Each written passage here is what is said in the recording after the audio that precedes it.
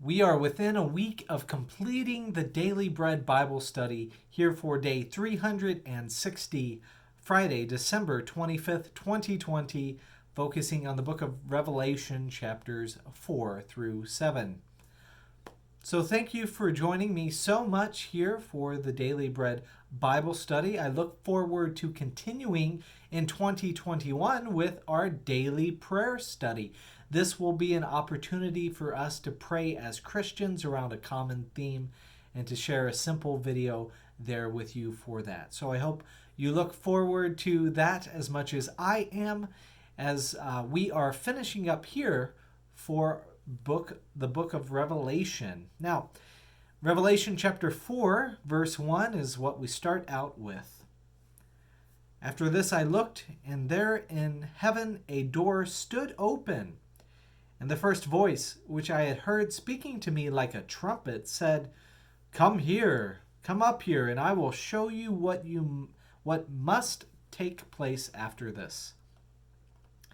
At once I was in the Spirit, and there in heaven stood a throne, with one seated on the throne.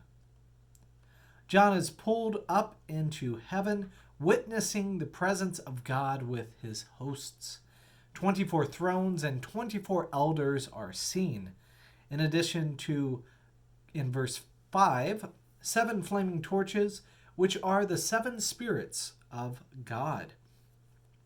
4 creatures are mentioned, and I should note they are different than the 4 beasts mentioned in the book of Daniel.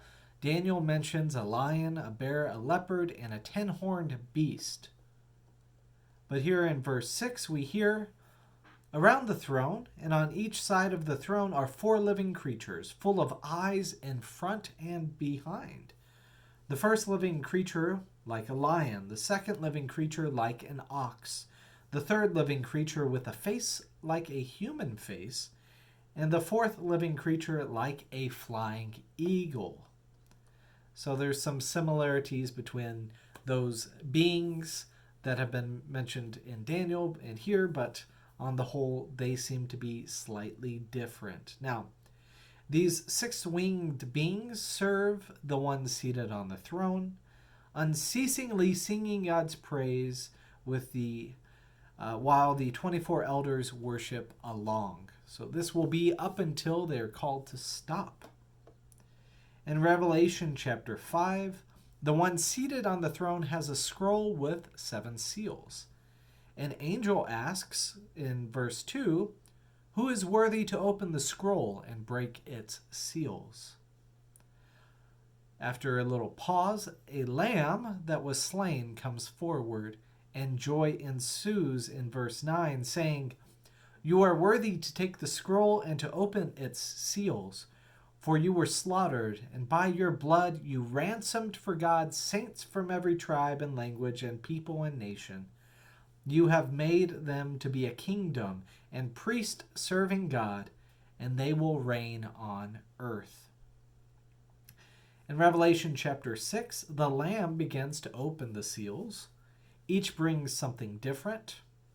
The first 4 bring horses, a white horse, a red horse, a black horse, and a pale green horse. The imagery is given more understanding when we connect each with a form of oppression. In verse 8 it says, "They were given authority over a fourth of the earth, to kill with the sword, famine, and pestilence, and by the wild animals of the earth." So each of those 4 being connected with these 4 ways of people to suffer. Now the 5th scroll is opened, and the souls of the faithfully slaughtered are brought up, each who are given a white robe. Now with the 6th seal being opened on the scroll, a great earthquake, black sun, black moon, to which some say in verse 17 of chapter 6, "The great day of their wrath has come." So before the 7th seal is opened in chapter 7, and before the great day of the Lord, A chief angel works to place seals on the heads of 12,000 members from each of the 12 tribes of Israel. Now, I should note that these 12 tribes are curious and different than the sons of Israel or even the ancestral tribes thereof for the people of God. This is different in these ways. First, Levi is included and Dan is excluded. I mean, it's okay to include Levi. He was one of the sons of Israel, but why is Dan, one of the sons, excluded? Joseph and his firstborn Manasseh are included, which is strange, because usually the tribe of Joseph is broken up into his two sons, Manasseh and Ephraim. But here Manasseh is included, yet the second-born Ephraim is not mentioned at all. This makes me wonder why the tribes are presented in this way. Do I have a good answer? I do not. The symbolism becomes clear here afterwards, not of who the tribes are, but that the 12 represent the 12 tribes of Israel. These are the faithful who have endured suffering and now receive hope made visible here in Revelation 7:14. These are those who have come out of the great ordeal. They have washed their robes and made them white in the blood of the Lamb. For this reason they are before the throne of God and worship him day and night within his temple, and the one who is seated on the throne will shelter them.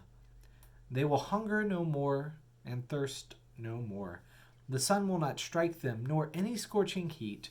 For the Lamb at the center of the throne will be their shepherd, and he will guide them to springs of the water of life, and God will wipe away every tear from their eyes. This will not be the last time we see this promise given, this sense of restoration and life promised to those who are faithful to God.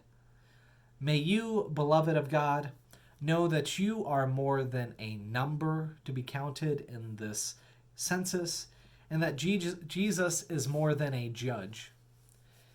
This is a gift of life for us who follow Jesus and proclaim him, and that is enough. So I hope you're able to celebrate life today, and I look forward to discussing more as we carry on in Revelation next time.